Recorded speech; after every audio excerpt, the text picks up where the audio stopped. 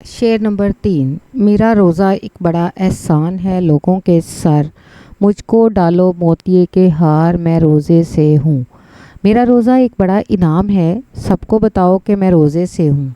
शायर चाहता है कि लोग इस पर रोज़ा रखने का एहसान जताएं और उसकी तारीफ़ करें। तंज़ भी कि बाज़ लोग इबादत को भी शोहरत का ज़रिया बना लेते हैं। इस शेर में शायर ने रोज़े को अपने तर्ज़ ज़िंदगी और इखलाकी बर्ताव से जोड़ दिया है। एहसान के ज़िक्र से शायर बताता है कि अगरचे कोई शख्स उस पर एहसान करे लेकिन रोज़े की हालत में वो गरूर या नाशुक्री नहीं करेगा। मोतिये के हार में मोहब्बत, नज़ाकत और खुशबू की अलामत मौजूद है जो रोज़े की पाकीज़गी को ज़ाहिर करती है। रोज़ा इंसान को आजिज़ी, शुक्रगुजारी और नरम खूब बनाता है। मौलाना रूम ने कहा, रोज़ा दिल को रोशन करता है, रूह को ताकत देता है। अल्लामा इकबाल फरमाते हैं, कुव्वते इश्क से हर पस्त को बाला कर दे, दहर में इसमें मोहम्मद से उजाला कर दे। यहाँ इश्क व इबादत की ताकत को रोज़े की कैफियत से जोड़ा जा सकता है। अदबी महासन जब हम देखते हैं, इस्तारा है मोतिये के हार को पाकीज़गी, नज़ाकत और खुशबू का इस्तारा बनाया गया है। तकरार में रोज़े से हूँ की तकरार मज़ाहिया हुस्न और ज़ोर पैदा करती है। सलासत अल्फाज आसान और रवां हैं। मज़ाहिया रंग शायर ने संजीदा इबादत को हल्के फुल्के मज़ाक के साथ जोड़ा है। इस शेर के सवालात हैं। इस दफ़ा मैंने जवाबात नहीं लिखे। तलबा, आप लोगों के लिए ये सवालात हैं कि आप ख़ुद इनके जवाबात लिखिए और कमेंट्स में मुझे इनके जवाब बताइएगा। शायर ने इस शेर में किस चीज़ को अपनी ताकत और वक़ार करार दिया? मोतिये के हार का क्या मतलब है? इस शेर में तकरार से क्या अदबी हुस्न पैदा होता है? शायर ने एहसान के ज़िक्र को रोज़े से क्यों जोड़ा है? इस दफ़ा उसातिज़ा के लिए एक सरगर्मी भी डाली गई है। तलबा अपने अल्फाज में बताएं कि रोज़ा उनकी ज़िंदगी में क्या तब्दीली लाता है, या एक मज़ाहिया मिसरा ख़ुद बनाकर लिखें जिसमें रोज़े का ज़िक्र हो। उसातिज़ा के हवाले से भी थोड़ा सा इसमें शामिल किया गया है। शेर नंबर 4 है, मैंने हर फ़ाइल की दुमची पर यह मिसरा लिख दिया, काम हो सकता नहीं सरकार, मैं रोज़े से हूँ। इस शेर में शायर कहता है कि जैसे सरकारी दफ्तर में हर काम के लिए कागजात या फ़ाइलों की ज़रूरत होती है, इसी तरह मैंने अपनी हर फ़ाइल पर यह जुमला लिख दिया है कि काम नहीं हो सकता क्योंकि मैं रोज़े से हूँ। ये बात तंज़न कही गई है ताकि रोज़े के बहाने काम चोरी या सुस्ती करने वाले रवैये को नुमायाँ किया जा सके। इस मिसरे में शायर ने एक समाजी रवैये की अक्कासी की है कि लोग कभी कभी इबादत या रोज़े को भी बहाना बनाकर अपनी ज़िम्मेदारियों से जान छुड़ाते हैं। ये दरअसल माशरती तंज़ है कि मजहबी फरीज़ा इबादत के लिए है, लेकिन बाज़ लोग इसका सहारा लेकर फ़राइज़ और ज़िम्मेदारियों से गाफिल हो जाते हैं। ये मिसरा कारी को हंसाने के साथ सोचने पर भी मजबूर करता है। इसके अदबी महासन देखिए, मज़ा है। मज़ा तो ओवरऑल पूरी नज़म में ही मौजूद है। तंज़िया अंदाज में हकीकत को बयान किया गया है। मुबालगा है, हर फ़ाइल पर रोज़े से हूँ लिख देना मुबालगा है। तंज़ है, ब्यूरोक्रेसी, सुस्त रवि पर हल्का सा तंज़ है। तकरार का हुस्न भी है। मैं रोज़े से हूँ की तकरार नज़म के हर शेर में नगमगी और मज़ाह पैदा करती है। हवाले के अशार, इकबाल ने कहा था, अमल से ज़िंदगी बनती है, जन्नत भी जहन्नुम भी, ये खाकी अपनी फितरत में न नूरी है न नारी है। ये शेर अमल की अहमियत पर जोर देता है, जो इस मिसरे के तंज़ को और वाज़ेह करता है कि काम से भागने की बजाय काम करना चाहिए।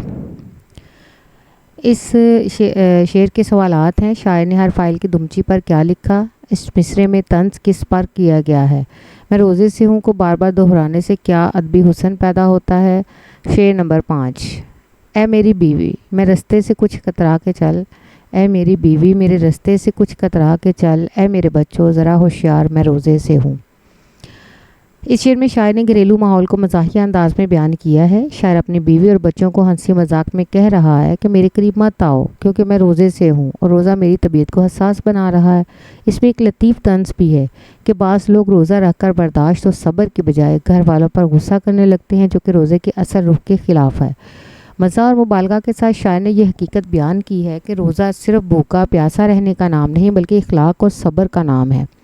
शायर कहता है कि रोज़े की हालत में वो अपनी कैफियत और कमज़ोरी इस कदर ज़ाहिर कर रहा है कि घर के अफराद, बीवी और बच्चे भी उसके करीब ना आए बल्कि एहतियात करें। ये इस बात की अलामत है कि शायर अपने रोज़े की वजह से चिड़चिड़ेपन या गुस्से में है और चाहता है कि कोई उसके मिजाज को ख़राब ना करे।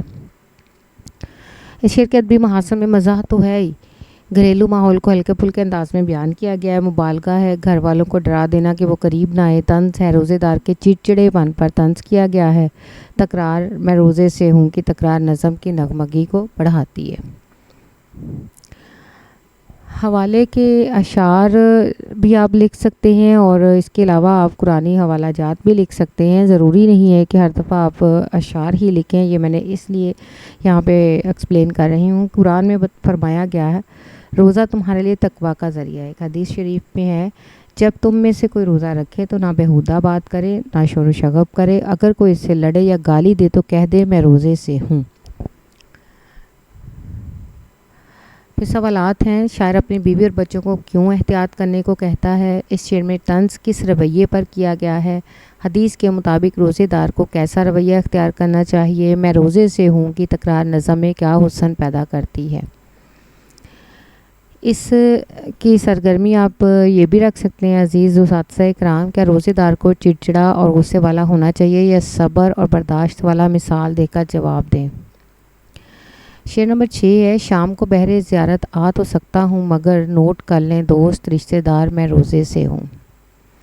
اس شعر میں شاعر نے روزے دار کی کیفیت کو مزاحیہ انداز میں بیان کیا ہے، دن بھر کی مشقت اور بھوک کے بعد افطار کو ضیافت کہنا مزاح اور مبالغے کا رنگ ہے۔ شاعر نے اپنے دوستوں اور رشتہ داروں کو پیغام دیا ہے کہ وہ اس کی حالت روزہ کو سمجھے، اسے چھیڑنے یا پریشان کرنے سے گریز کریں۔ اصل طنز یہ ہے کہ بعض لوگ روزے کو صرف شام کی ضیافت سمجھ لیتے ہیں، حالانکہ یہ عبادت کا ایک بڑا مقصد نہیں۔ شاعر کہتا ہے کہ روزے کی حالت میں دن بھر بھوکا پیاسا رہتا ہوں، لیکن شام کو افطار کے وقت ضیافت اڑانے کو تیار ہوں، اس لیے میرے دوست اور رشتہ دار بھی نوٹ کر لیں کہ میں روزے سے ہوں۔ یہ بات طنزیہ اور مزاحیہ ہے کہ روزے کا مقصد صرف شام کو کھانا پینا نہیں بلکہ صبر اور ضبط نفس ہے۔ اس کے ادبی محاسن میں دیکھیں، یہ مزاح ہے، روزے کی کرب اور افطار کی خوشی کو مزاحیہ انداز میں جوڑنا، مبالغہ ہے، بہت ضیافت اڑانا دراصل مبالغہ ہے، ان لوگوں پر طنز ہے جو روزے کو صرف کھانے پینے کی کمی اور افطار کے شوق تک محدود سمجھتے ہیں۔ تکرار تو اس پوری نظم کے اندر میں روزے سے ہوں نظم کو روانی اور نغمگی دیتی ہے۔ قرآنی حوالہ جات ہیں، کھاؤ اور پیو یہاں تک کہ سفید دھاگا صبح کی روشنی سیاہ دھاگے سے نمایاں ہو جائے، پھر روزے کو رات تک پورا کرو۔ حدیث ہے روزے دار کے لیے 2 خوشیاں ہیں، ایک خوشی افطار کے وقت اور ایک خوشی اپنے رب سے ملاقات کے وقت۔ اس شعر کے سوالات ہیں، شاعر نے شام کے وقت اپنی کیفیت کس طرح بیان کی ہے، ضیافت کا لفظ یہاں کس مزاحیہ انداز میں استعمال ہوا، روزے کے لیے اصل مقاصد کیا ہیں، شاعر نے دوستوں اور رشتہ داروں کو کیا پیغام دیا۔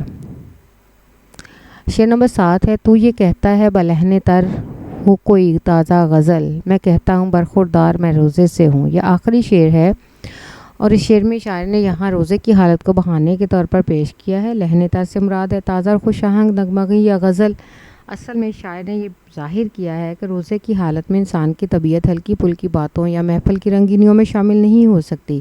یہ ایک مزاحیہ انکار ہے کہ غزل سنانا ممکن نہیں، کیونکہ روزے کی کیفیت میں شاعر خود کو معذور سمجھ رہا ہے۔ اس میں اس بات کا طنزیہ پہلو بھی چھپا ہے کہ ہم بعض اوقات روزے کو ہر کام سے بچنے کا ہیلہ بنا لیتے ہیں۔